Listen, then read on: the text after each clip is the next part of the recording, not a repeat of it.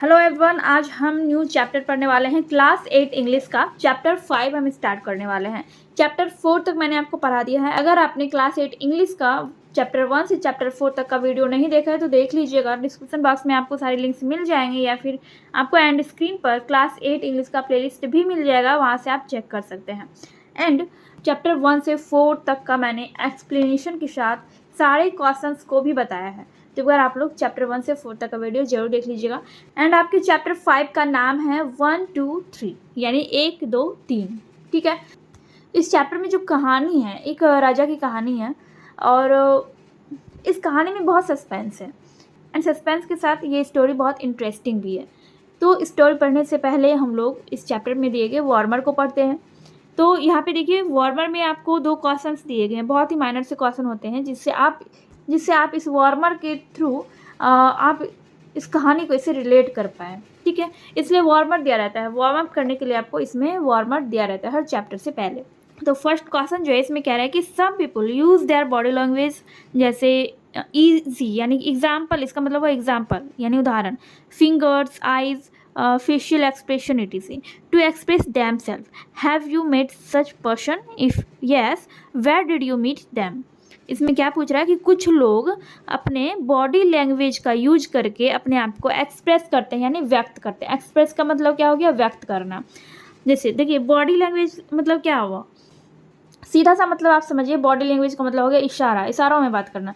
ऐसे तो नॉर्मली लोग अपने मुंह से बात करते हैं, जैसे मैं आपको कुछ बता रही हूँ बोल के, तो और आप सुन के समझ रहे हैं। ठीक है, तो ये तो आपका नॉर्मल बातचीत हो गया, ऐसे नॉर्मल बात किया जाता है। लेकिन बॉडी लैंग्वेज का क्या मतलब हुआ? अगर मैं आपको इशारे में कुछ बताऊँ तो उसको बॉडी लैंग्वेज कहते हैं। जैसे कि मैं अपने फिंगर का यूज करके या फिर आइज़ का यूज करके, फेशियल एक्सप्रेशन का यूज करके मैं आपको कुछ बताऊं, कुछ इशारा करूं, तो वो क्या हो गया? वो बॉडी लैंग्वेज हो गया। ठीक है। तो have you met such person, यानी कि आप किसी ऐसे व्यक्ति से मिले हैं जो अपने बॉडी लैंग्वेज से आपसे बात करे। जैसे कि मान लीजिए कोई व्यक्ति जो बोल नहीं सकता है, तो वो कैसे बात करता है? वो बॉडी लैंग्वेज से ही बात करता है, यानी इशारे में ही बात करता है। ठीक है। तो अगर आप किसी ऐसे आदमी से मिले हैं, किसी ऐसे व्यक्ति से मिले हैं, तो आप अपना एक्सपीरियंस या फिर फीलिंग शेयर कर सकते हैं। ठीक है। If yes, where did you meet them? अगर ऐसे आदमी से मिले हैं, ऐसे व्यक्ति से मिले हैं जो अपने बॉडी लैंग्वेज से बात करता हो, तो आप उस आदमी से, उस व्यक्ति से कहाँ मिले हैं, ये आपको बताना है। ठीक है। एंड सेकेंड क्वेश्चन है आपका, did you get a chance to interact with any one of them? How do you think persons communicate without human language? क्या आपको उनमें से किसी के साथ ऐसे बातचीत करने का मौका मिला है? ये आपसे यहाँ पे पूछ रहा है। Did you get a chance to interact with any of them, यानी कि आपको उनमें से किसी से ऐसे बातचीत करने का मौका मिला है, यानी कि कोई ऐसा व्यक्ति जो कि अपने बॉडी लैंग्वेज से ही बात करता हो, मुंह से बात ना करता हो, बोल के बात ना करता हो, वो अपने बॉडी लैंग्वेज से बात करता हो। तो क्या आपको ऐसे किसी व्यक्ति से आज तक बातचीत करने का मौका मिला है? How do you think persons communicate without human language? और आप बताएं कि जो इंसान होते हैं वो भाषा के बिना किसी भी व्यक्ति से वो कैसे बातचीत करते हैं। ठीक है, भाषा के बिना कोई भी मानव, कोई भी इंसान कैसे बात करता है, ये आपको बताना है। तो ये दोनों क्वेश्चन आपका दिया गया था। तो ये आपके एग्ज़ाम वगैरह में नहीं आता वैसे, लेकिन आपको जानना चाहिए। ऐसे वार्मर जो रहता है उसको आपको पढ़ के, समझ के, उसके आंसर्स को आपको करना चाहिए, उसका आंसर देना चाहिए। ठीक है, इससे आपके नॉलेज बढ़ते हैं और आप इस चैप्टर को रिलेट कर पाते हैं खुद से। ठीक है, तो इसलिए वार्मर को ज़रूर पढ़ना चाहिए। तो वार्मर मैंने आपको हिंदी मीनिंग इसका बता दिया, इसके आंसर्स आप लोग अपने अकॉर्डिंग दीजिएगा। ठीक है। अब हम लोग चैप्टर को पढ़ेंगे। देखिए, चैप्टर के क्वेश्चंस को सॉल्व करने से पहले चैप्टर को समझना बहुत ज़रूरी है, और ये चैप्टर वैसे भी बहुत ही ज़्यादा इंटरेस्टिंग है, तो ये चैप्टर आप लोग ज़रूर पढ़िएगा। तो चलिए हम लोग स्टार्टिंग से ये चैप्टर पढ़ते हैं, देखते हैं इस चैप्टर में क्या दिया गया है। वैसे इस चैप्टर में जो है एक किंग के बारे में दिया गया है, राजा के बारे में दिया गया है। ठीक है, एक किंग की कहानी इसमें है और बहुत ही इंटरेस्टिंग कहानी है। फर्स्ट पैराग्राफ है, Once there was a rich and powerful king. He thought that no one in the world was as powerful as he was, but he told no one about it. One day, he began to wonder whether others could guess what he was thinking. So he called all his officers and servants and asked them to tell him what thought was in his heart. Many of them had guesses, but no one could satisfy the king with his answer. इसका क्या मतलब हो कि once there was a rich and powerful king, एक बार की बात है, एक बहुत ही अमीर और ताकतवर राजा था। पावरफुल मतलब ताकतवर राजा, ठीक है। राजा तो वैसे भी ताकतवर होते हैं, ठीक है। राजा के पास अपना साम्राज्य, अपना सारी इतनी सारी धन दौलत, सैनिक, हाथी, घोड़ा, ये सारी चीज़ होते हैं। यानी ही थॉट दैट, यानी वो राजा जो थे वो ये सोचते थे कि मेरे जैसा पावरफुल, मेरे जैसा ताकतवर इस दुनिया में कोई भी नहीं है। But he told no one about it, but he told no one about it, यानी लेकिन उन्होंने, यानी राजा ने किसी को बताया नहीं था, ठीक है। राजा ने क्या नहीं बताया था? राजा ने ये नहीं बताया था कि वो कितने पावरफुल हैं, वो कितने ताकतवर हैं। One day he began to wonder, यानी कि एक दिन उन्होंने सोचना शुरू किया। बिगन मतलब शुरू करना, बिगेन टू वंडर यानी सोचना शुरू किया। And whether other could guess what he was thinking, एक दिन उन्होंने सोचना शुरू किया कि क्या कोई मेरे जितना, मेरे जैसा सोच सकता है, यानी कि कोई मेरे दिमाग को पढ़ सकता है। वो ऐसा सोच रहे थे अपने आप में, अपने मन में सोच रहे थे कि मेरे जैसा, कि कोई मेरे जैसा सोच सकता है, कोई मेरे जैसा अनुमान लगा सकता है, मेरे दिमाग को पढ़ सकता है। So he called all his officers and servants and asked them to tell him what thought was in his heart. Many of them had guesses, but no one could satisfy the king with his answer. देखिए, इसीलिए उन्होंने अपने सभी अधिकारियों और सभी नौकरों को बुलाया और उन्होंने, यानी राजा ने सबसे कहा कि आप लोग बता सकते हैं कि मेरे दिल और दिमाग में क्या चल रहा है, ठीक है।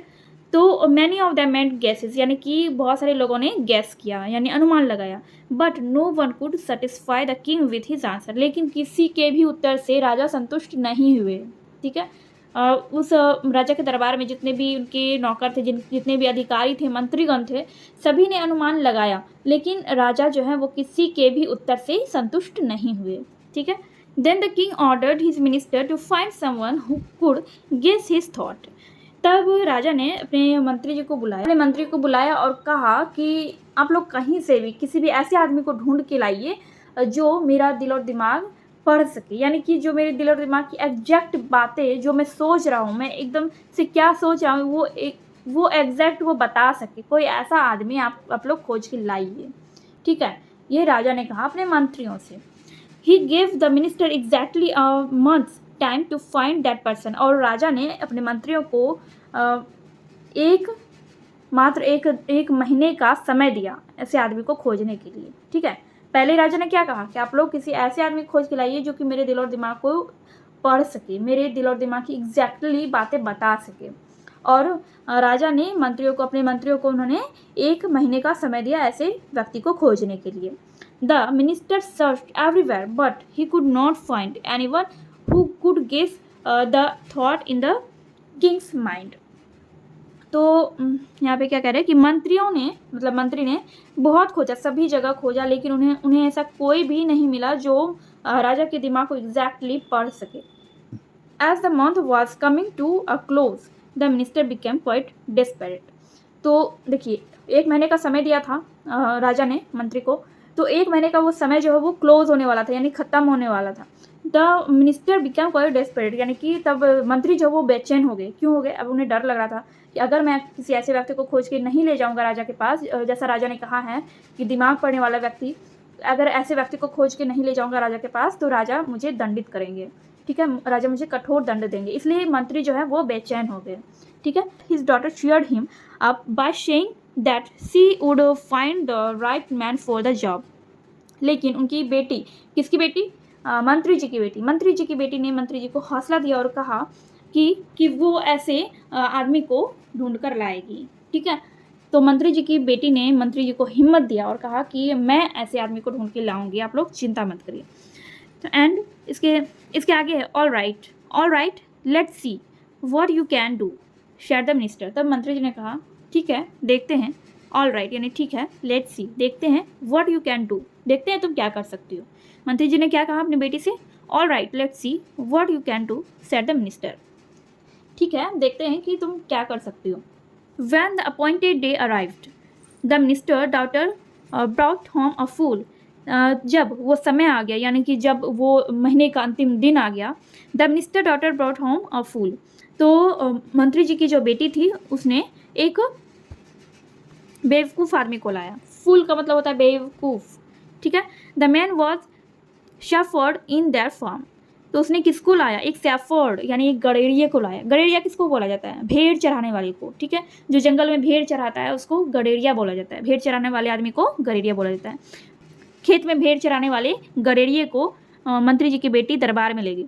The young woman asked her father to take the shepherd to the king, और उस लड़की ने क्या कहा अपने पिता से, यानी कि मंत्री जी की बेटी ने मंत्री जी से क्या कहा कि इस शेफर्ड को यानी कि इस गड़ेरिए को राजा के पास ले जाइए। The minister was shocked at his daughter choice, और वो मंत्री जो थे वो अपनी बेटी का चुनाव यानी कि जो उसने चुना उस आदमी को, उस बेवकूफ़ आदमी को दरबार में ले जाने के लिए कह रहे थे, तो इस बात को सुनकर मंत्री जी शॉक्ड हो गए, आश्चर्यचकित हो गए। But since he trusted his daughter he took the shepherd to king's court, लेकिन अपनी बेटी पर विश्वास करते हुए उन्होंने मंत्री जी ने उस शेफर्ड यानी उस गड़ेरिए को राजा के कोर्ट में ले गए, राजा के दरबार में ले गए, ठीक है। The court has already assembled, court दरबार जो है पहले से लगा था, ऑलरेडी यानी पहले से ही। The court has already assembled, दरबार पहले से लग चुका था। And the minister presented the shepherd to the king, और मंत्री जी ने शेफर्ड यानी गड़ेरिए को राजा के सामने प्रस्तुत किया। When he shepherd lifted his eyes to look at the king and the king held up one finger, और जब गड़ेरिए ने किंग की तरफ, द किंग यानी कि तब राजा ने उसको एक उंगली दिखाई, तो इस तरह से राजा ने एक उंगली दिखाई, ठीक है। राजा बैठे हुए थे अपने चेयर पे, अपने सिंहासन पे, और उन्होंने एक उंगली दिखाई, ठीक है। कुछ भी नहीं बोला, राजा ने कुछ भी नहीं बोला, ना ही शेफर्ड यानी गड़ेरिए ने कुछ बोला, दोनों ने एक दूसरे से कुछ भी नहीं बोला। लेकिन जैसे ही गड़ेरिए ने राजा की ओर देखा तो राजा ने एक उंगली, इस तरह से एक उंगली दिखाते हुए उसको इशारा किया, ठीक है। Eight this the shepherd held two fingers, और इसके बाद वो जो गड़ेरिया था, वो शेफर्ड जो था, उसने राजा को दो उंगली दिखाया, ठीक है। राजा ने एक उंगली दिखाया और शेफर्ड ने दो उंगली दिखाया। And then the king held up three fingers, but at this the fool shook his head violently and tried to run away. देखिए यहाँ पे क्या कि देखिए पहले राजा ने एक उंगली दिखाया, फिर गड़ेरिए ने दो उंगली दिखाया, और जब गड़ेरिए ने दो उंगली दिखाया तब राजा ने तीन उंगली दिखाया, और जैसे ही राजा ने तीन उंगली दिखाया तब वो जो गड़ेरिया था उसने जोर से अपना सर हिलाया और वो भागने की कोशिश करने लगा, ठीक है। The minister could not understand what happened, तो मंत्री समझ नहीं पाए कि ये क्या हुआ। He begged the king to explain things to him, he begged the king to explain things to him. अब वो जो मंत्री थे, राजा के जो मंत्री थे, उनको कुछ समझ ही नहीं आ रहा था कि ये हो क्या रहा है। राजा एक उंगली दिखा रहे हैं, वो गड़ेरिया दो उंगली दिखा रहा है, फिर राजा तीन उंगली दिखा रहे हैं, और फिर जैसे ही राजा ने तीन उंगली गड़ेरिया को दिखाया और गड़ेरिया वहाँ से सिर हिलाते हुए, जोर से सिर हिलाते हुए वहाँ से भाग गया। तो मंत्री जी को या फिर किसी को, और यहाँ तक कि मुझे भी ये समझ नहीं आ रहा कि आखिर ये कहानी में ये हो क्या रहा है। आगे देखेंगे कि आगे कहानी में क्या होता है। तो यहाँ पे मंत्री जो है वो यहाँ पे क्या कर रहा है कि he begged the king to explain things to him, तो मंत्री जी ने अनुरोध किया, राजा से अनुरोध किया कि राजा हमें भी समझाइए, महाराज हमें भी समझाइए कि ये क्या हो रहा है। तो इसके आगे का पैराग्राफ आप लोग ध्यान से पढ़िएगा। यहाँ राजा समझाते हैं कि आखिर ये एक दो तीन इसका क्या मतलब है। तो when I healed up one finger said the king, I asked the man whether I alone was king. देखिए यहाँ पे क्या है कि जब राजा कहते हैं सेड देखिए शेयर द किंग, ये जो इन्वर्टेड कोमा के अंदर ये जो लाइन है, ये जो वाक्य है, ये वाक्य राजा ने कहा है, ठीक है। तो राजा ने क्या कहा कि when I held up one finger, जब मैंने एक उंगली दिखाई, I asked the man whether I alone was king, तो राजा कहता है कि मेरे एक उंगली दिखाने का मतलब ये है कि मैंने गड़ेरिया को कहा कि मैं ही एक ऐसा व्यक्ति हूँ, एक ऐसा राजा हूँ जो कि बहुत ही पावरफुल, बहुत ही ताकतवर, बहुत ही धनवान हूँ, ठीक है। Bye holding up two fingers, जब गड़ेरिया ने दो उंगली दिखाई तो इसका क्या मतलब है, he reminded me that there is also God what is at least as powerful as I am. तो by holding up two fingers, जब उसने दो उंगली दिखाई, गड़ेरिया ने जब दो उंगली दिखाई तो वो उसने मुझे याद दिलाया कि मेरे अलावा भगवान भी हैं जो कि इस दुनिया में बहुत ही पावरफुल, बहुत ही ताकतवर हैं, ठीक है। Then I asked him whether there was a third, and he strongly denied the existence of a third. और जब गड़ेरिया ने, जब शेफर्ड ने तीन उंगली दिखाई थी तो इसका मतलब उसने क्या कहा था जब राजा ने गडेरिया को 3 उँगली दिखाई थी तो गडेरिया ने इनकार कर दिया था। देखिए, राजा के 3 उँगली दिखाने का क्या मतलब था? यानी राजा कह रहे थे कि पूछ रहे थे उससे गडेरिया से, क्या कोई तीसरा भी है जो कि भगवान और मुझ से पावरफुल है? तो इस पर गडेरिया ने इनकार कर दिया। डिनाई का मतलब होता है इनकार करना, ठीक है? देखिए, आपकी बुक में ही सारे वर्ड मीनिंग वगैरह दिए गए हैं, तो वर्ड मीनिंग को आप लोग देख लीजिएगा एक बार। जितने भी इसमें कॉमन वर्ड वगैरह हैं जो कि आपको शायद नहीं आते होंगे या फिर आपने पहले पढ़े होंगे या नहीं भी पढ़े हैं, तो आप लोग इस वर्ड मीनिंग को जरूर पढ़ लीजिएगा, इससे आपको बहुत हेल्प मिलने वाला है। डिनाई का मतलब क्या होता है? इनकार करना। तो उस गडेरिया ने इनकार किया, नहीं, ऐसा तीसरा कोई नहीं है, ऐसा कोई तीसरा एग्जिस्ट ही नहीं करता है, ठीक है? जब राजा ने गडेरिया को 3 उँगली दिखाई थी तो राजा का पूछने का ये मतलब था कि क्या तीसरा भी कोई ऐसा है जो कि मुझसे और भगवान जी से पावरफुल है? तो गडेरिया ने इनकार कर दिया। This man really read my thoughts, और राजा ने कहा कि इस आदमी ने मेरा दिमाग पढ़ लिया। And I have been thinking that I alone was powerful, but he was reminded me that there is also god but no third. तो जब मैं सोच रहा था कि मैं अकेला इस दुनिया में पावरफुल आदमी हूँ, पावरफुल किंग हूँ, लेकिन उस गडेरिया ने मुझे याद दिलाया कि नहीं, इस दुनिया में एक भगवान भी हैं जो पावरफुल है, जो तुमसे भी ज़्यादा पावरफुल है, लेकिन कोई तीसरा नहीं है, ठीक है? तो ये था कहानी 1, 2, 3 का। तो इसीलिए इस चैप्टर का नाम भी 1, 2, 3 रख दिया। वैसे इस चैप्टर का नाम बहुत ही सटीक रखा है, 1, 2, 3।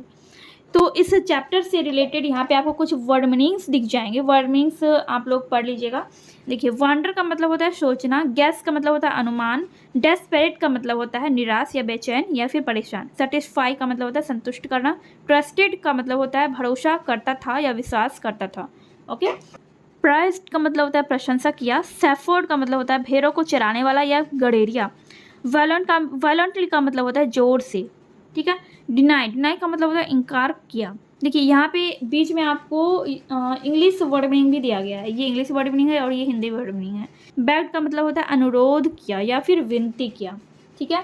तो इस तरह से आपका ये चैप्टर, ये स्टोरी मैंने आपको पूरा बता दिया है, पूरा हिंदी एक्सप्लेनेशन के साथ मैंने आपको बताया है। एंड आई होप आपको इस चैप्टर में कहीं पर भी कोई दिक्कत नहीं आएगी, आपको ये चैप्टर अच्छी तरह से समझ आ गया होगा, एक एक लाइन आपको अच्छे से समझ में आ गया होगा। अगर ये चैप्टर, ये स्टोरी आपको अच्छे से समझ में आ गया है और ये वीडियो आपको थोड़ी सी भी हेल्पफुल लगी है, तो प्लीज़ वीडियो को लाइक कीजिए, कमेंट कीजिए एंड अपने दोस्तों के साथ वीडियो को ज़रूर शेयर कीजिए। एंड नेक्स्ट वीडियो में मैं आपके लिए लेके आऊँगी इस चैप्टर के क्वेश्चंस एंड आंसर्स। क्वेश्चंस यहाँ पे दिए गए हैं, आंसर्स मैं आपको बताने वाली हूँ नेक्स्ट वीडियो में। तो नेक्स्ट वीडियो भी आप लोग जरूर देखिएगा एंड इस वीडियो को आप लोग लाइक ज़रूर कर दीजिएगा। तो चलिए हम मिलते हैं नेक्स्ट वीडियो में।